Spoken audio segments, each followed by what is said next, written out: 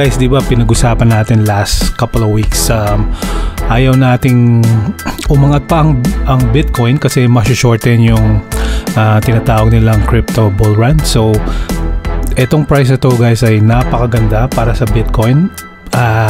Actually kung umabot nga ito ng 65 to 60, mag-range tayo doon for about 3 more week, 1 more month, ganun, bago mag-June.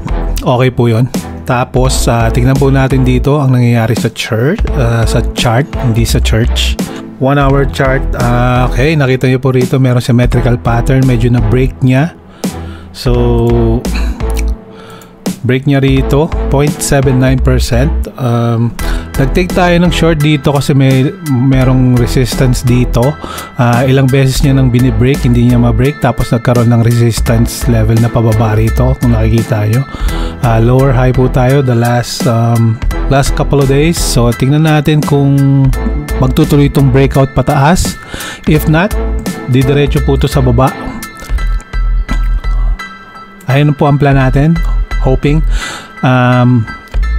Paano ko po kino-confirm to? Kung nakikita nyo po rito sa baba sa indicator natin, Bumancho indicator natin dito, hopefully mag-top out siya. Pag nag-top out siya, syempre babalik baba tayo. Gaganyan tayo guys, boom, boom, boom, diba? So bonggang-bongga po yan pag nag-top out na ganyan. Marirealize natin yung free-run natin na short dito po. Short tayo sa 68,299. Ang ating stop loss is around 68,600. Tapos pag na-break niya itong bago niyang support level dito na nakita niyo yung line na yan na diagonal pababa, malaki ang chance na magtuloy-tuloy tayo sa baba dito. So tignan lang natin, pero mukhang nagkikreate siya ng higher high dito sa 1 hour chart. 1, 2, 3, 4, 5 hours. So 50-50 kung ano mangyayari. But anyway po, kung kayo hindi pa nakakapasok sa crypto or hindi pa kayo nakakabili, hintay sa around price around 65, 63 to 68.